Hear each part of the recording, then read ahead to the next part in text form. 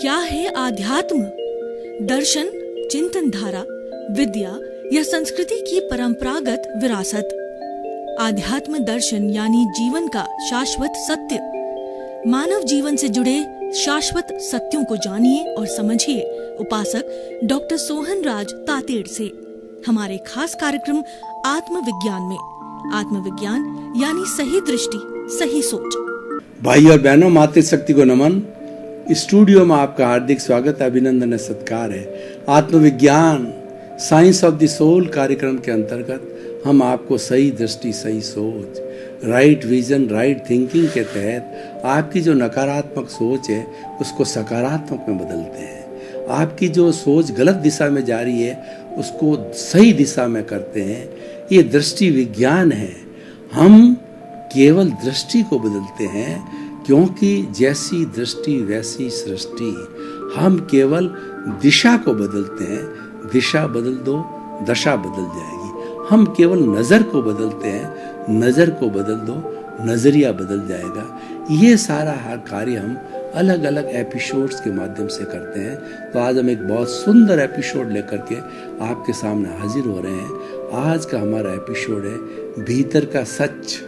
भाई और बहनों, बहुत ही सुंदर विषय है। हम आज तुलनात्मक अध्ययन करेंगे कि भीतर का सच क्या है और बाहर का सच क्या है। तो ये दोनों सच को मिला करके हम होलिस्टिक बनाएंगे। यानी हम अकेले भीतर के सच से जीवन नहीं जी सकते, अकेले बाहर के सच से जीवन नहीं जी सकते, क्योंकि बाहर का जो सच है वो तो हम पूर्व जन्म से साथ में लेके आए हैं। उसमें हम स्वतंत्र हैं, हमारी कोई स्वतंत्रता नहीं है। जो पूर्व जन्म के अंदर हमने जैसा क्वेश्चन पेपर हल किया और एग्जामिनर को सौंप दिया, अब एग्जामिनर जो उसमें मार्किंग करता है, जो हमें रिजल्ट देता है, तो इस जन्म के अंदर हम वो रिजल्ट भुगतते हैं। वो परिणाम है। पूर्व जन्म के अंदर हमने जैसे जैसी प्रतिष्ठा की है, जैसे जैसे भाव डाले हैं, जैसा जैसा हमने चार्जिंग किया है, उस चार्जिंग के अनुरूप जो हमारी प्रतिष्ठित आत्मा बनी है, वो प्रतिष्ठित आत्मा इस जन्म के अंदर डिस्चार्ज होती है। और हमने प्रतिष्ठित आत्मा को ज़्यादा हैवी नहीं किया है, तो ये जन्म हमारा बहुत सरल होगा। और हम भाव डालना बंद कर देंगे, तो भाव डालते डालते बंद करने से हमारी कॉजल बॉडी है धीरे धीरे जीरो हो जाएगी। और जीरो होकर के हमें 84 लाख जीवा योनि में भटकने की आवश्यकता नहीं होगी। हम सिद्ध, बुद्ध और मुक्त हो जाएंगे। तो ये सच को हमें जानना है। सबसे पहले हम बाहर के सच को जाने, क्योंकि बाहर का जो जगत है हमारा एग्जीक्यूशन का जगत है, हमारी कार्य प्रणाली का जगत है। क्योंकि हम रहते तो भीतर है, जीते बाहर है। तो बाहर हमारे को क्रियान्विति करनी होती है। तो पहले उस जगत की हम चर्चा कर देते हैं जो लौकिक जगत कहलाता है। लौकिक जगत में क्या होता है कि हमारी 5 इंद्रियां हैं, उसके सुख है, और उन 5 इंद्रियों के 23 विषय है। उन विषयों को हम ग्रहण करते हैं और उन विषयों के परमाणु जो है ला करके हम मन को दे देते हैं। तो मन जो है उसके अंदर 2 तरह के कार्य करता है। मन इंद्रियों के द्वारा प्राप्त विषयों को जो है अपना बॉस जो बुद्धि तक भेजता है, और उसके साथ साथ के अंदर वो वर्तमान का मनन करता है और भूतकाल की स्मृति करता है तथा भविष्य काल की कल्पना करता है। ये मन का कार्य हो गया। तो जो है ये सारा बाहर से आता है। बाहर जो हम देख रहे हैं, सुबह से शाम तक की जो कार्य प्रणाली हमारी चलती है, तो उसके अंदर पूर्व निर्धारित डेस्टिन्ड जो लेके आए हैं, तो वैसा ही व्यक्ति मिलेगा। आप जन्म की बात करो तो आपको इस जन्म के अंदर वही माता पिता, वही पत्नी, वही बेटे बेटियां, और वही आपको मिलेंगे और वही आपको सुख दुख की अनुभूति कराएंगे। हर क्षण जिस जिस व्यक्ति से हम मिलते हैं वो संजोग कहलाता है, और हम बिछुड़ते हैं वो वियोग कहलाता है। इस सृष्टि के अंदर हर संयोग के साथ में वियोग जुड़ा हुआ है। कोई चीज़ स्थिर नहीं है, इसीलिए इसको संसार कहा जाता है। संसार का मतलब होता है संचरण करने वाला। जो हर क्षण बदलता रहता है वह संसार कहलाता है। इसीलिए कहा गया है कि ये पूरा संसार है वो परिवर्तनशील है, हर क्षण हर वस्तु बदलती रहती है। तो ये हमारे जो हमारा व्यवहार का जगत है, उस व्यवहार के जगत के अंदर हमें बहुत पर्टिकुलर रहना चाहिए और उस व्यवहार के जगत को जो है हमें ये मान कर चलना चाहिए कि ये मेरा ही क्रिएट किया हुआ है, ये किसी और का नहीं है, इसका क्रिएटर मैं हूँ, इसका सफरर मैं हूँ जो पीछे से लेके आए। तो वास्तव में देखा जाए तो हम तो सफरर है, न तो जो हम डिस्ट्रॉयर है और न हम क्रिएटर है। जो डिस्ट्रॉयर क्रिएटर है वह जो है वो हमारी कुदरत है। वह कुदरत ही जो है इन सब चीज़ों को जो है कानून के तहत जो है डिस्ट्रॉय करती है या निर्माण करती है। हम तो सफरर हैं, हम तो उन कर्मों को भुगतने वाले हैं, यानी उन कर्मों का जो है वो हम भुगतान करते हैं जो पीछे से लेकर के आए हैं। तो भाई और बहनों, ये सारा जो है बाहर का सच है जो हमारे साथ में घटित हो रहा है। ये दो रूप में होता है, पुण्य रूप में होता है और पाप में रूप में होता है। अगर हम पिछले जन्म से पुण्य का बंद करके आए हैं तो उदय के रूप में, प्रारब्ध के रूप में वो हमको पुण्य मिलेगा, सुख मिलेगी, सुविधा मिलेगी, आनंद मिलेगा, बड़ी बड़ी अट्टालिकाएं में रहेंगे। आज जितना भी हमारा ये ऐश्वर्य है और हमारी पद प्रतिष्ठा है, ये हमारा पुण्योदय है।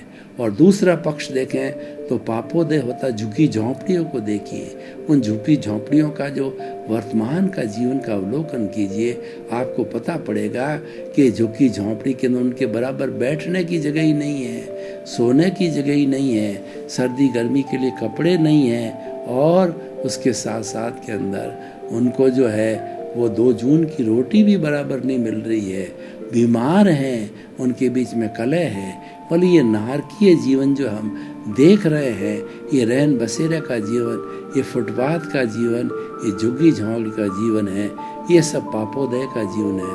और बड़ी बड़ी अट्टालिकाओं के अंदर बड़ी बड़ी महलों में रहने वाले हैं, ये सारा पुण्योदय है। तो ये पुण्योदय और पापोदय के बीच में हम झूलते रहते हैं, ये बाहर का सच है। ये सच जो है हम पीछे से लेकर के आए हैं, इसके लिए कोई दोषी नहीं है। ये हमने जो क्वेश्चन पेपर सॉल्व किया था उसका हमको रिजल्ट मिल रहा है, इसको परिणाम रूप में मानना चाहिए और इस परिणाम को बदलने को हम पुरुषार्थ कहते हैं। तो ये हमारा ज्ञान है, ये अज्ञान है, ये तो परिणाम है, ये पुरुषार्थ नहीं है। पुरुषार्थ कुछ और है, पुरुषार्थ तो भीतर के जगत के अंदर है, वो मैं आपको बात करना चाहूँगा। पहले परिणाम की सारी बात बता देना चाहता हूँ कि देखिए कि जिस परिवार में हम रहते हैं तो परिवार के अंदर माता है, पिता है, पत्नी है, भाई है, बहन है और सब साथ एक साथ हिल मिल करके रहते हैं। ये बड़ी बड़ी पार्टियां हैं, ये सब फाइलें हैं। तो ये कोई फाइल किसी को सुख देगी, कोई किसी को दुख देगी, कोई किसी की सेवा करेगा, कोई किसी को कष्ट देगा और कोई जो है वह उसको दुखी बनाएगा। ये सब जो है हमारा हिसाब है, ये पार्टियों का लेना देना है। ये जो मन वचन काया रूपी ये जो शरीर मिला है पूर्व जन्म के कर्मों के लिए भुगतान के लिए मिला है और ये बाहरी सच है। अब मैं भीतर के सच में जाता हूँ तो भीतर का क्या सच है? भीतर हमारे प्रभु विराजमान है। प्रभु अदृश्य है, इसका मतलब प्रभु के अशरीरी है, लेकिन प्रभु की हाजिरी बिना कुछ नहीं होता है। मैं आपको उदाहरण के तौर पर बताना चाहता हूँ कि मान लीजिए एक है वो हमारी आत्मा है, हमारी मूल एक आत्मा है। उस आत्मा के जो है वो फ्रंट साइड के अंदर मैं पहला 0 लगाया धन दौलत, दूसरा 0 लगाया ऐश्वर्य, तीसरा 0 लगाया बंगला, चौथा 0 लगाया कार, 5वां 0 लगाया फैक्ट्री। इस तरीके से 0 लगाता चला। अब मैं क्या करता हूँ कि वही 0 जो है उसके बैक पीछे के साइड में लगाता हूँ। तो पीछे से इतने 0 लगाने से आगे कोई उसका मूल्य नहीं हुआ और पीछे साइड के अंदर जब मैंने लगाया, पहला 0 लगाया फैक्ट्री का तो 10 गुणित हो गया क्योंकि एक हाजिर है। दूसरा 0 यानी ऐश्वर्य का लगाया तो 100 गुना हो गया। तीसरा जो है आपने धन दौलत का लगाया तो 1000 गुना हो गया। इस तरीके से ये गुणित होता जाता है, क्योंकि एक हाजिर है। अब मैं एक को काट देता हूँ तो आप आगे का देखिए चाहे पीछे का देखिए, क्या उस जीरो की कोई वैल्यू है? कोई वैल्यू नहीं। तो ये मैं भीतर का सच आपको बताना चाह रहा हूँ कि भीतर प्रभु है तो सब चीज़ की वैल्यू है, और भीतर प्रभु नहीं है तो उसकी कोई वैल्यू नहीं है। और प्रभु के जाते ही, हंसे के उड़ते ही जो है डॉक्टर कहता है नाउ ही इज डेड। और जब डेड बोलता है तो लोग उसको जलाने के लिए जाते हैं और 15-20 मिनट के अंदर उसको जला के उसकी सुहा कर देते हैं, क्योंकि ये जड़ है। अगर जड़ नहीं होता तो क्यों उसको कोई जलाता? और जिंदे व्यक्ति को कौन जलाता है? जिंदे व्यक्ति के अंदर क्या है कि प्रभु के विराजमान, भीतर का सच ये प्रभु के विराजमान होने से ये शरीर का एक एक अवयव जो है वो मिश्र चेतन हो जाता है। हाथ हिलता है, पलकें हिलती है, सिर हिलता है, और ये मिश्र चेतन होते, चेतनवत होकर के ये हिलते रहते हैं और लगता है कि बिल्कुल चेतन है, और इसके अंदर कोई बदबू नहीं आती, ये सड़ते नहीं है। लेकिन प्रभु गया तो हंसा उड़ा, तो उड़ने के बाद कहते हैं कि वो थोड़े समय के अंदर खून पानी बन जाता है, कीड़े मकोड़े आ जाते हैं, उसको काटने लग जाते हैं, दुर्गंध मारने लग जाता है, क्योंकि मोल हंसे का है, मोल प्रभु का है, मोल भीतर विराजमान शुद्ध आत्मा भगवान का है। जिसका मूल स्वरूप है वह शुद्ध आत्मा है, और वह शुद्ध आत्मा अनंत ज्ञान वाला है, अनंत दर्शन वाला है, अनंत शक्ति वाला है, और अनंत सुख का धाम है। उसकी पहचान करो, ये भीतर का सच है। भीतर का जो सच है वो अध्यात्म कहलाता है। अध्यात्म का मतलब होता है अपनी आत्मा में रमण करना, अपनी आत्मा के करीब रमण करना। और बाहर का जो सच है वह उदय भाव है, वो प्रारब्ध है, वो आप स्वतंत्र नहीं हो, क्योंकि पीछे से लेके आए हैं। आपको एक सांस भी अतिरिक्त लेने की कोई स्वतंत्रता नहीं है। जितना आयुष्य का बंधन है उस आयुष्य के अनुरूप ही आप सांस ले सकते हो, एक अतिरिक्त सांस नहीं ले सकते हो। और इसीलिए बंधा बंधाया है, वह फिक्स्ड है, वो नियत है, और वह उदय भाव है, और वो प्रारब्ध है। गीता की भाषा में बात करें तो उसमें क्यों दखल अंदाजी करते हो, उसमें क्यों टांग अड़ाते हो? उदय भाव से अपने चित्त को हटा करके पुरुषार्थी बनिए। आपको ज्ञान मिलने के बाद के अंदर आपको ज्ञानी पुरुष ने पुरुष बना दिया है। पुरुष बना दिया है तो पुरुषार्थ करो। पुरुषार्थ क्या है कि चेतन तत्व को जानो। जो जड़ तत्व है वो सारा उदय है, जड़ तत्व नाशवान है, और चेतन तत्व है वो अजर है, वह अमर है, वह विनाशी है, वो टंकोत्कीर्ण है, वह अव्याबाद है, जन्म मरण से मुक्त। ऐसा मेरा शुद्ध आत्मा है, वो अनंत ज्ञान वाला है, वो अनंत दर्शन वाला है, वो अनंत शक्ति वाला है, वो अनंत सुख का धाम है। उसके सैकड़ों सैकड़ों हजारों गुण हैं। उसकी जो भजना करो, और उसको ज्ञानी पुरुष ने आपको ज्ञान दे करके प्रतीति करा दी 100% कि तुम 100% मूल रूप से शुद्ध आत्मा हो। उसकी पहचान करो, और ज्ञानी पुरुष ने आपके ऊपर कृपा करके, ये कृपा का मार्ग है, कृपा करके आपको 15% की जो है वह आपको जागृति पैदा कर दी। जागृति पुरुषार्थ है। आप जागृति रखो कि जड़ है, उदय भाव है, और चेतन में रमण करना, स्वभाव में रमण करना, चेतन के पाले में रहना, चेतन की भजना करना, चेतन के साथ रहना, चेतन की बात करना, ये सारा पुरुषार्थ है। उस पुरुषार्थ के ऊपर जो है ये जड़ के नियम नहीं लागू होते हैं। जड़ के ऊपर कुदरत, कुदरत की रचना और कुदरत का कानून लागू होता है, लेकिन चेतन पर कोई कानून लागू नहीं होता है। चेतन हमेशा स्वतंत्र होता है, वो अपना निर्णय स्वयं करने वाला होता है। और जो जड़ तत्व होता है वह तो दूसरे के अधीन रहता है, क्योंकि कोई भी व्यक्ति जब इस पंचभूतात्मक सृष्टि के अंदर जन्म लेता है तो 5 भूतों से उसका निर्माण होता है। माँ के पेट के अंदर जब कोई बच्चा कैसे आता है कि माता का अंडज और पिता का शुक्राणु दोनों के इंटरकोर्स के समय में मिलते हैं तो वो दोनों आत्माएं होती है, वो दोनों मिल करके अपना अस्तित्व समाप्त करके एक तीसरी आत्मा को भ्रूण के रूप में, एम्ब्रियो के रूप में जन्म देते हैं। वो आप हो और वो बच्चा बड़े होते होते 9 महीने के बाद में वो बच्चा जन्म लेता। बाहर का सत्य क्या है कि जो ही बच्चे ने जन्म लिया तो जो है हमारे समाज के लोग आएंगे, और जैसे मैं मेरी बात करूं तो जब मेरा जन्म हुआ तब जो है समाज के लोग आए और उन्होंने कहा कि तुम तो जो है तातेड़ परिवार में जन्म लिया है, इसीलिए तुम्हारा सरनेम तातेड़ हो गया। कुछ लोग आए कि तुम जो जैन धर्म के मानने वाले तुम्हारे माता पिता वो फॉर्मेट बताते हैं तो तुम जैन कहलाए। और फिर जो है माता पिता ने नाम दिया कि तुम सोहन राज हो। वो सोहन राज को करते करते मैंने 75 साल निकाल दिए। ये सारा बाहर का सच है और ये तो लेकर के आया हूँ, तो इसके अंदर ज़्यादा माथापच्ची करने की ज़रूरत नहीं है। ये तो भोग है, ये तो अपने आप चलता रहेगा, क्योंकि वो आपके अधीन नहीं है। आप करता नहीं हो, और आप अगर कर्ता भाव लाते हो तो वह एक वेल्डिंग है, वह जो है वो एक अज्ञान है। वो अज्ञान खड़ा होने से आपकी भवांतर के अंदर चार्जिंग बढ़ता जाता है और आप कई कई जन्म करते रहते हो और अपने आप को मात्र आप निमित्त मानते हो कि मैं तो इस जो है कुदरत माँ की शरण में आ गया। कुदरती करने वाला है, साइंटिफिक सर्कमस्टेंशियल एविडेंस जो है व्यवस्थित शक्ति करता है, मैं तो केवल एक निमित्त हूँ। मैं तो निष्काम कर्म करने के लिए जन्म लिया है, जैसा कुदरत कराएगी वैसा ही मैं कार्य करूँगा। मैं करता हूँ ही नहीं, करता बनने की मेरी कोई योग्यता नहीं है।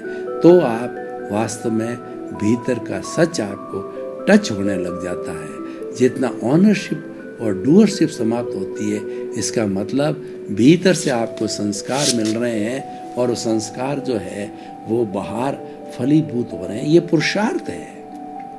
ऑनरशिप डूअरशिप को समाप्त करना ये पुरुषार्थ है।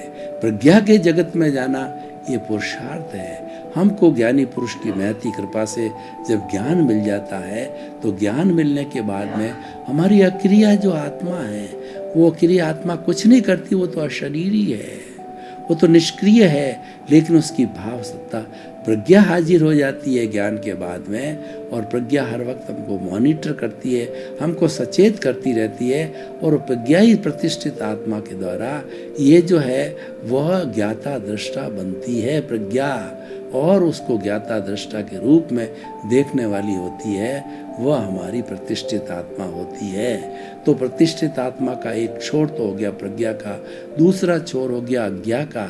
अज्ञा क्या है कि जो हमारा जो उदय भाव चल रहा है, जो हमारा प्रारब्ध चल रहा है, उसको सच्चाई मान करके मैं करने वाला हूँ, कर्ता भाव मान करके मैं और मेरा घर, मेरा परिवार, मेरी धन, मेरी दौलत, मैं किसी का पुत्र हूँ, मैं किसी का पिता हूँ, मैं किसी का पति हूँ, मैं और मेरा से ये संसार खड़ा हो जाता है।